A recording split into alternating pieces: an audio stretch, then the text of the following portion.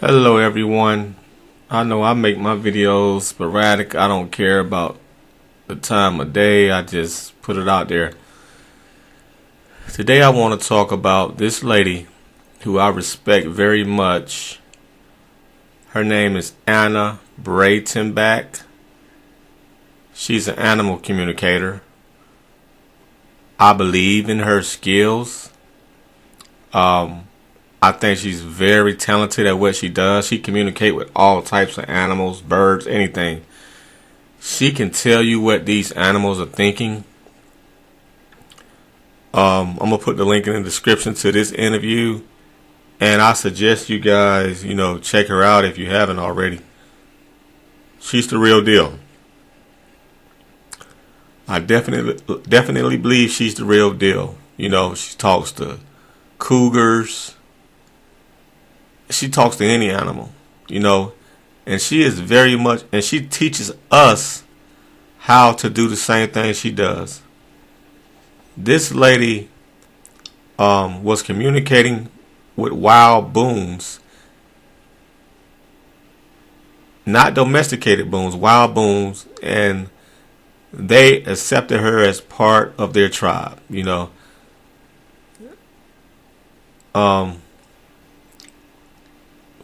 So this lady is very talented, and usually wild boons are hostile.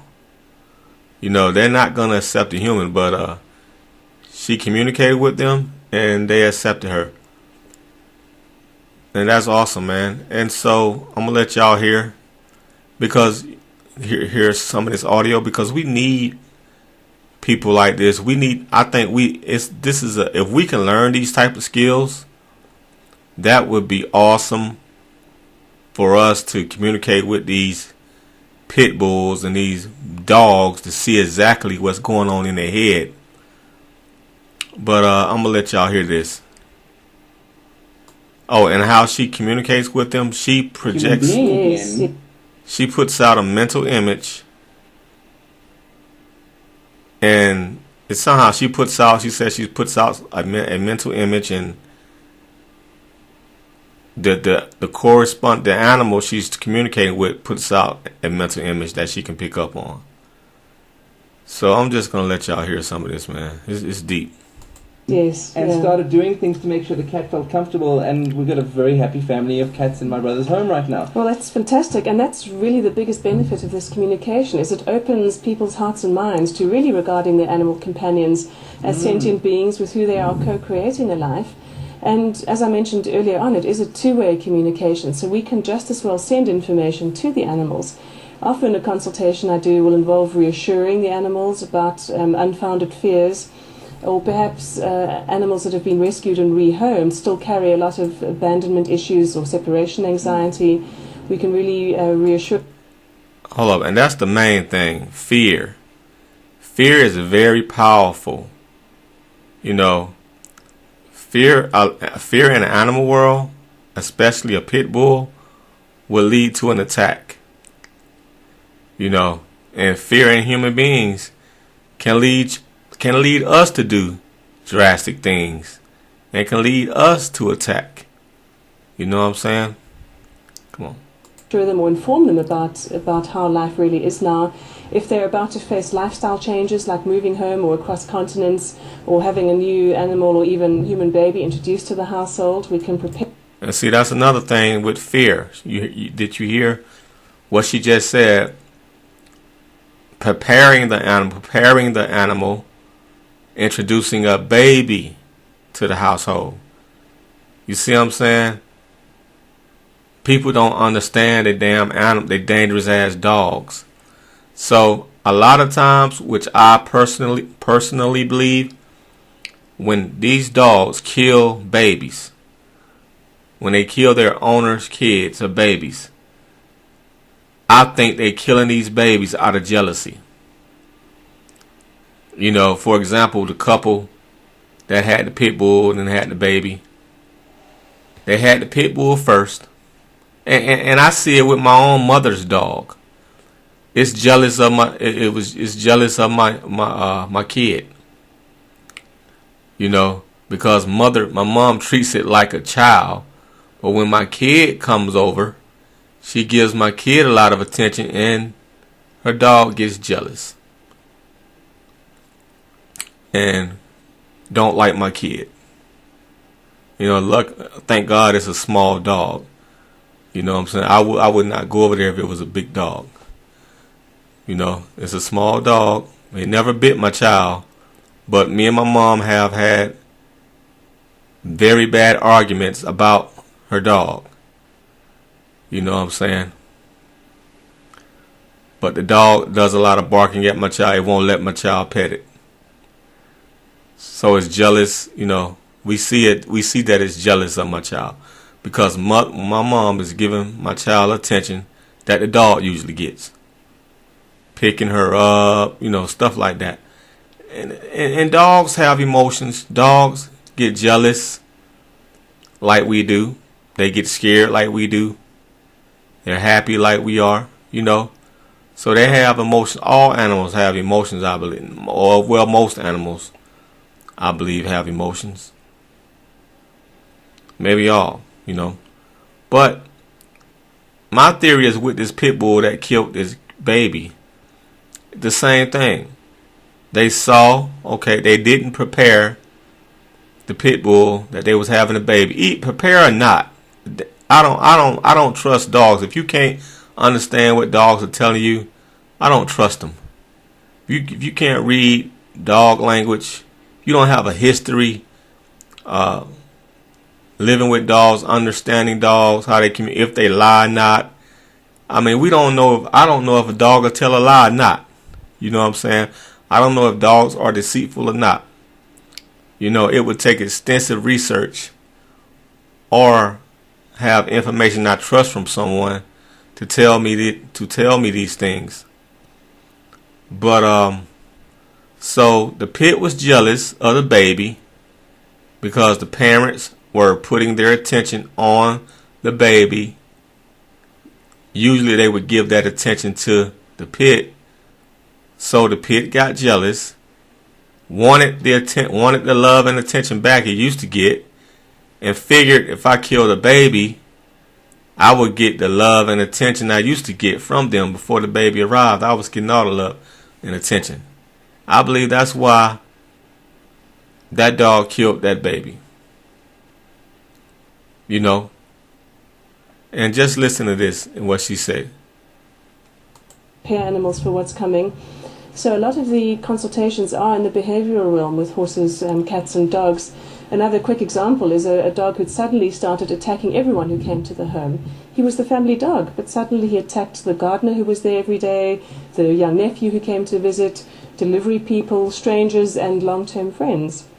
And when I communicated with him, he said that his master, his guardian, had taken very ill and had essentially removed himself from the family, and that this dog had felt that suddenly their protector was missing. And he had decided to step up to the plate and become the protector. Same thing with Caesar Milan. Like I told y'all, when Caesar was there, I don't think Junior attacked anybody. When Caesar left, now Junior feels like he in charge and he can go out and protect, feel like he can attack anything, because he may feel like he's protecting the property or something. I don't know. Anyway, Queen Latifah's dogs died and Junior bit a gymnast. All while Caesar Milan wasn't there. Continue.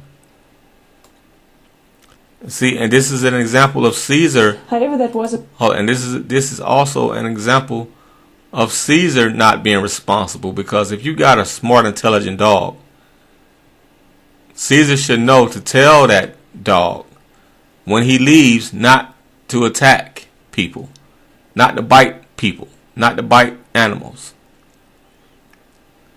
You know, so I'm gonna let y'all hear the rest of this, man. Wasn't naturally in his personality. He was not an alpha, and protector was missing. Friends. And when I communicated with him, he said that his master, his guardian, had taken very ill and had essentially removed himself from the family, and that this dog had felt that suddenly their protector was missing, and he had decided to step up to the plate and become the protector. However, that wasn't naturally in his personality. He was not an alpha, and he was therefore completely inappropriately protecting the family. The pendulum had swung all the way to the other extreme. Yeah, quite exactly. He decided to overdo it a little. And I didn't know this before, but the wife corroborated afterwards that indeed her husband was very ill, had been for about 3 months, hospitalized and then at home, upstairs in a room, removed from the family. And so what I asked this dog to do, firstly I thanked him for caring to protect the family. I explained that it was an inappropriate way in which he was doing it, and that it was just scaring everyone, and people were now beginning to avoid him. And I asked that he found another way to fulfill this role. First of all, that he take the pressure off himself and not feel that it fell only on his shoulders, but that he could perhaps find another way. And just in that moment, I thought of suggesting to the dog that he instead stare at people. If you wanted to ward off potential threats, just give them that hard, beady-eyed stare. And the next day, the woman phoned me and laughing, actually. I'm sure the dog didn't intend to be laughed at, but she said he's walking around on the patio now and on the porch staring at everybody who passes, staring down the gardener, staring at the people who come to ride their horses on the property, but he never bit anyone again. Wow, now how did you communicate that to him? Was that through a visual image? Yes, I sent him a mental image. I sent the kind of emotion of requesting that he please do this, along with the emotion of reassurance. But then I sent a very strong mental image of him pleased, so standing still, keeping the mouth closed, and simply staring at people. And he sent the message back that he agreed to do it. Because again, we have to ask for the animal's buy-in or agreement, and he did agree to give that a try. So yes, and we all... You hear that? He agreed to do it. So he could have told her to fuck off. You know what I'm saying? If he was a asshole. But he agreed to go by her methods. You see that, man? Like, dogs are more... These dogs have more communication skills than we give them credit for. Can't do this, so... He agreed, y'all. Key word, he agreed to do it. There may be... So that tells me there may be other pits that say, fuck you, I want to kill. It may be some murderous, psychopathic pits out there that just want to kill people. Just want to kill kids. That just see red. You see what I'm saying? Image of him pleased, so standing still, keeping the mouth closed, and simply staring at people. And he sent the message back that he agreed to do it. Because again, we have to ask for the animal's buy-in or agreement, and he did agree to give that a try. So yes, and we all can do this. So when sending messages to our animals, we need to always send the message in the positive. If a dog is jumping up and bowling people over when they arrive at your front door, send the mental image of them keeping all 4 feet on the ground and feeling peaceful. Yes. And I really am very clear that everyone can do this. It's the way our brains are blueprinted to access our intuition. But dogs understand without the mental image also. You tell a dog to sit, it's going to sit. You tell a dog get away from the door, it's going to do it. You tell the dog to go in the house, it's going to go in the house. We not sending no mental images for them to do that. They understand what we're saying out of our mouth. So why when you tell it, when they be in attack mode, you tell them to stop, they keep going. They don't agree to stop. They see red. And I'm talking particularly about these pits. They know they want you to stop. When an owner is trying to pull the damn pit off a person, the pit knows its owner wants them to stop doing what they're doing, but yet they still do it anyway. And no mental images have to be sent. You see? So we can all send and receive information in this way intentionally when we want to, instead of waiting for it to happen spontaneously, because we do get gut feelings and hunches in our lives almost on a daily basis. So much so that you've stopped pretty much, I understand, Yeah. stop consulting, and now Yes. you're teaching people to do what you do. Is that Yes, correct? absolutely, absolutely. Facilitating and drawing out in people what is originally already innately within them, and helping So you do people this in find work- that You see, she can teach us how to communicate, with how she does it, Workshop format, right? do this in workshop formats, weekend workshops, and longer workshops that are a few days off with wild animals and lovely exotic places, swimming with dolphins and so. I'm going to put the link in the description to her. And you guys, she has some videos where she communicates with the great white shark.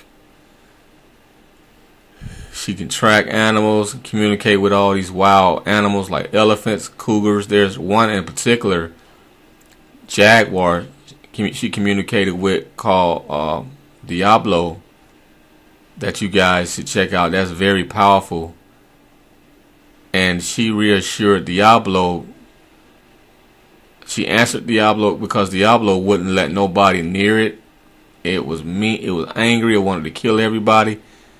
And she went over there and communicated with it, and told and reassured Diablo that no one was going to hurt him, and that the two cubs that he was asking about, they're okay.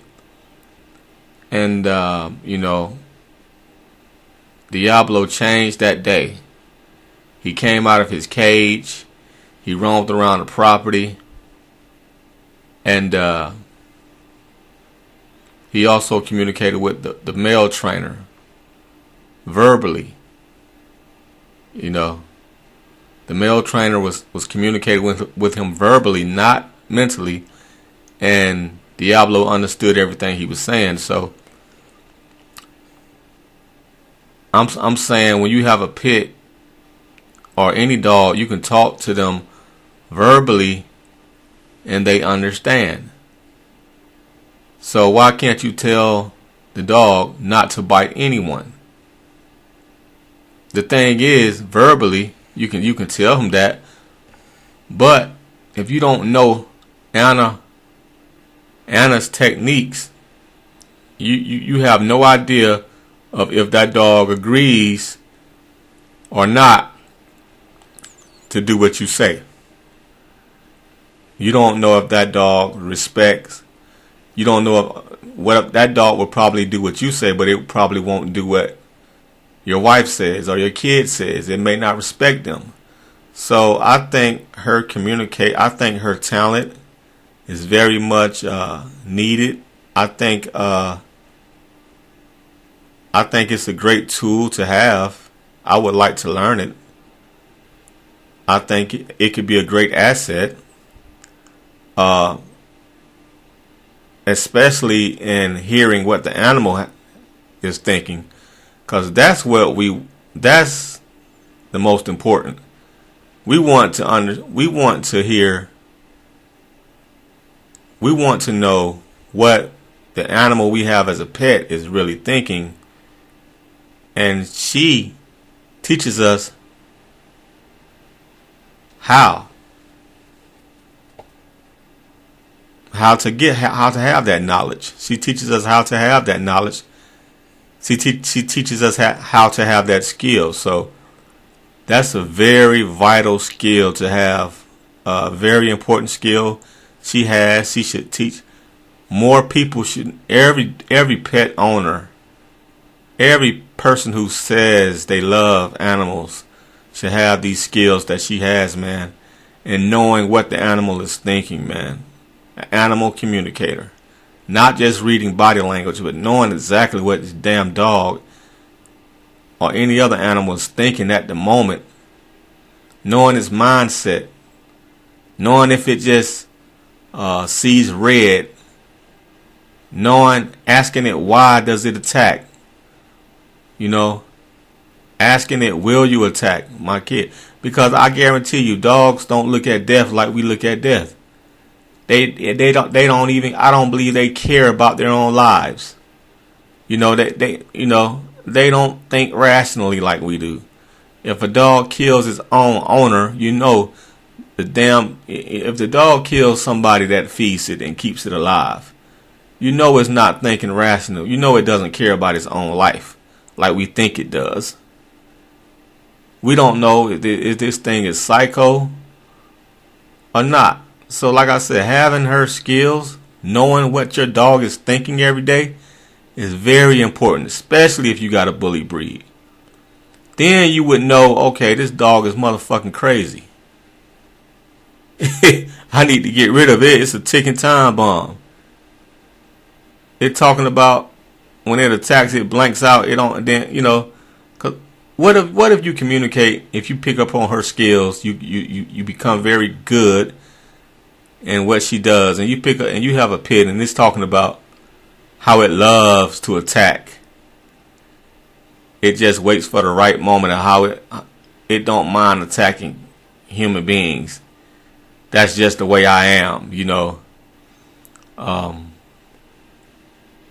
I could see red at any time. I blank out sometimes. If a pit telling you, I blank out sometimes. I don't know what happened.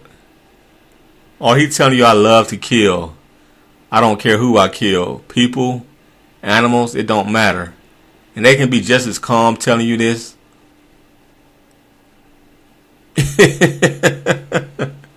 Because you would know if you're dealing with a psycho or not. You know what I'm saying?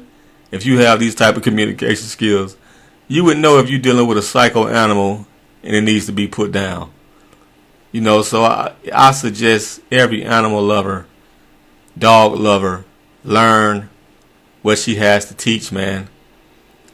I'm going to look into it because I want to know what these damn creatures are thinking. And they say, fear is your worst enemy to have with these things. Because when you fear something, you attract that fear, It's a law of attraction. You fear something, you attract it. And you're going to have to deal with that fear one day. It's best to be conscious. It's best to be aware. It's best to be prepared in facing your fears and dealing with it and taking action. Because I guarantee you, your fear will come to surface one day and you're going to have to face it. It's going to be looking you right in your goddamn face. So it's best to be prepared in any way you can to get all the knowledge you can. Be as God, I believe we are all gods. So we have to have the confidence that we are gods, and we have to seek to be like God and be fearless. You see what I'm saying? If you can communicate, because ignorance is and fear is like is in the same family. So if a pit comes up to you and you're scared of pits, you may act drastically. You know what I'm saying? You may run when the pit may not even be thinking about attacking you. You may run, you may shoot it. You may do all type of things out of fear. But if you have her skills where you can communicate with this pit and understand what it wants or what it's thinking, I guarantee you will be a lot more confident when you walk the street. You will be a lot more confident in your neighborhood. You would be more aware of the danger around you. If you want to walk your neighborhood, you would sense danger if you have her skills, because this is a skill of mind. Mind and spirit. So if you want to walk your neighborhood, you would do as she does. She puts out an energy, and she receives energy back. So you would be able to detect if there's danger around, if there's hostility around with these animals. And you would be able to communicate with that animal from miles away and understand the danger. So yeah, man, her skills are very important, man, to have. And most people don't even know, and most dog owners don't even know if dogs are licking their lips, they're telling you, please get back away from me. Get away from me right now. You're making me nervous. I'm liable to bite your ass. Most dog owners don't know that. Kids especially don't know that. And that's why they get bit a lot of times, because they're ignorant to dog languages. They're ignorant to dog communication. They're ignorant to what the dog is saying. If a dog is avoiding you, it don't want to be bothered. If a dog turns its back from you, leave it alone. And we know how kids are. They want to play with the dog, and the dog might not be in the mood. And that's how they get bit a lot of times. But people don't understand their damn dogs. That's the issue in America and all over the world. They don't understand the dogs. And sometimes, like I said, sometimes they may get these Cujo psycho dogs. That'll bite if the kid just runs around the house.